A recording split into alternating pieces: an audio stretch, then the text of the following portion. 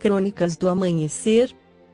Por Feijão, Centro Espírita Allan Kardec. Balneário Gaivota, 24 de outubro de 2017. Brasileiros tentaram sequestrar Napoleão para torná-lo imperador da América do Sul, parte 2. No começo do século XIX, parecia não haver limites para a imaginação humana. Em meio a um dos períodos mais revolucionários e conturbados da história, tudo era possível. O Brasil dessa época também foi cenário de sonhos e planos mirabolantes. Um deles raptar Napoleão Bonaparte 1769-1821 na ilha de Santa Helena, no Atlântico Sul, onde o imperador dos franceses encontrava-se prisioneiro dos ingleses desde a derrota na Batalha de Waterloo, em 1815. Dali ele seria transferido para a América do Sul, onde reinaria novamente sobre um vasto território constituído pelas antigas colônias de Espanha e Portugal. O projeto foi discutido a sério em diferentes ocasiões e com diferentes autores. Tinha simpatia do próprio Napoleão e só fracassou porque as circunstâncias não permitiram que se concretizasse.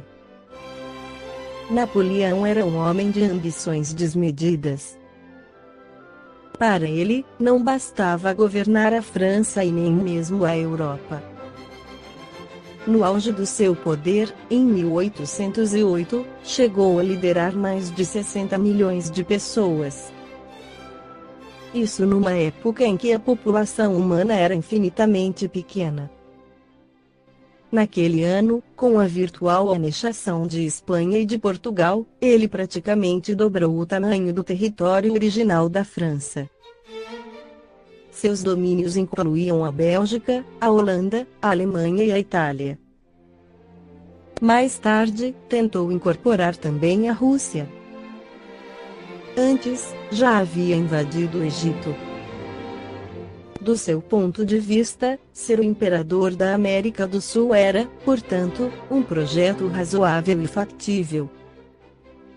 Além disso, sua ação reformadora na Europa, pondo fim aos antigos regimes de monarquia absoluta, contava com a simpatia de muitos revolucionários na América. Entre eles estavam os líderes da Revolução Pernambucana de 1817.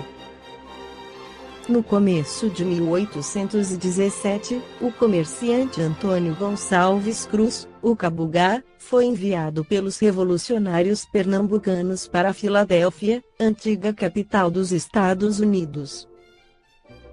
Levava na bagagem $800 mil, quantia assombrosa para a época. Cabugá tinha 3 missões. A primeira era comprar armas para combater as tropas do rei Dom João VI 1767-1826. A segunda, convencer o governo americano a apoiar a criação de uma república independente no Nordeste brasileiro. O terceiro e mais espetacular de todos os objetivos era recrutar alguns antigos revolucionários franceses exilados em território americano para, com a ajuda deles, libertar Napoleão em Santa Helena. Pelo plano, ele seria retirado na calada da noite e transportado a Recife, onde comandaria a Revolução Pernambucana para, em seguida, retornar a Paris e reassumir o trono de imperador da França. Cabugá. Os projetos de Cabugá eram mirabolantes e estavam condenados ao fracasso antes ainda de serem colocados em prática. Quando chegou aos Estados Unidos, com o dinheiro arrecadado entre senhores de engenho, produtores de algodão e comerciantes favoráveis à proclamação da República, os revolucionários pernambucanos já estavam sitiados pelas tropas leais a Dom João VI. A rendição era inevitável. Sem saber de nada disso, Cabugá conseguiu recrutar 4 veteranos dos exércitos napoleônicos: o conde Pontelecoumant, o coronel Latapi, o ordenança Arton e o soldado Howlett.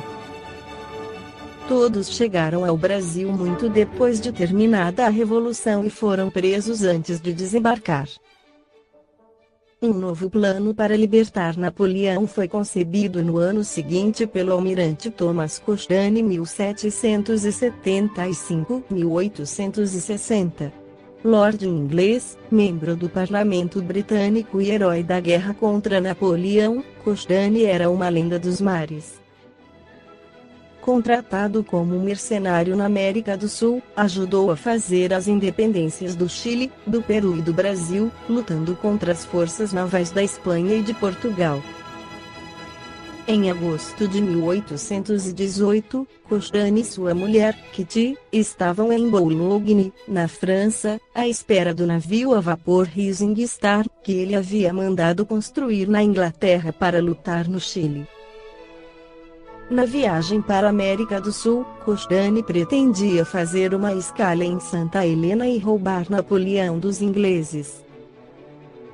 Em seguida, tentaria convencê-lo a assumir o trono de um império a ser construído na América do Sul, capaz de contrapor-se ao peso dos Estados Unidos ao norte do continente. Também nesse caso o plano fracassou. A construção do navio atrasou e, diante das notícias de que os espanhóis estavam ganhando terreno contra os chilenos, Cochrane decidiu seguir para seu destino final, sem parar em Santa Helena. Plano norte-americano. Sequestro de Napoleão também foi planejado em Nova Orleans, cidade de colonização francesa no sul dos Estados Unidos. Ali, em 1821, um grupo de amigos e oficiais do imperador chegou a promover uma campanha de arrecadação de fundos para comprar navios e regimentar soldados que tentariam libertá-lo. O projeto foi levado tão a sério que Nicholas Giraud de 1747-1840, descendente de imigrantes franceses e ex-prefeito da cidade entre 1812 e 1815, ofereceu sua própria residência como refúgio em território americano. A operação sequer chegou a ser executada porque Napoleão morreu nesse mesmo ano. A causa da morte do imperador francês foi, por muito tempo, alvo de polêmica. De início, suspeitou-se que ele tivesse sido envenenado lentamente mediante a adição de arsênico na comida que os ingleses lhe serviam na prisão. Exames nos seus restos de cabelo, depositados numa urna no Monumento Les Invalides, em Paris, apontaram traços desse produto acima do normal, mas não em quantidade capaz de matá-lo. Outras pesquisas apontam que a causa mais provável seria um câncer no estômago. Na crônica anterior trouxemos, segundo o escritor Hermínio de Miranda, a trajetória do espírito que encarnou como Napoleão Bonaparte, que depois que retornou à pátria espiritual, após seu exílio na ilha de Santa Helena, se transformou em auxiliar de Allan Kardec na primeira edição do Livro Os Espíritos. No jornal Mundo Espírita de março de 2009, Henrique Eliseu Baldovino esclarece que, estudando as páginas históricas da edição do Livro dos Espíritos lançado pelo codificador, em Paris, no sábado, 18 de abril de 1857, encontramos uma valiosa e reveladora informação na Notas-Vie de Allan Kardec e a questão N. 500, colocada no final dos originais franceses à página 170. Notas-Vie de Kardec e a questão N. 500. Vários espíritos participaram simultaneamente destas instruções, às quais assistiam, tomando alternadamente a palavra e falando cada um deles em nome de todos. Entre os que animaram personagens conhecidos, citaremos a João Evangelista, Sócrates, Fénelon, São Vicente de Paulo, Anemone, Franklin, Swedenborg, Napoleão e outros. Habitam as mais elevadas esferas e, ou nunca viveram na Terra ou aqui apareceram em época imemorável. Concebe-se que de uma tal reunião espírita somente podiam sair palestras graves impregnadas de sabedoria, e esta sabedoria nunca se desmentiu um só momento, e nunca uma palavra equívoca e inconveniente lhe maculou a pureza. Prestemos muita atenção no último nome Napoleão I, seguido do número romano I, que indica o título de imperador dos franceses, cujo governo a história registrou entre os anos 1804 e 1815, período conhecido como o Primeiro Império Francês.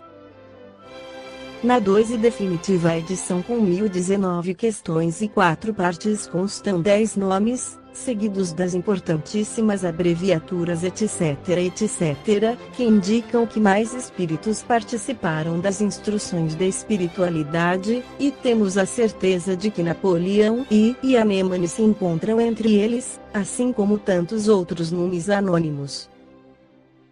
Segundo o dicionário Oais da língua portuguesa, diplomata é aquele que exerce a diplomacia, que é a ciência, a arte e prática das relações internacionais entre Estados, na hábil negociação dos problemas e das questões diversas entre países em litígio. Portanto, todo bom diplomata tem como objetivo principal chegar ao justo entendimento entre os indivíduos e as nações que eles representam, sendo embaixadores da paz.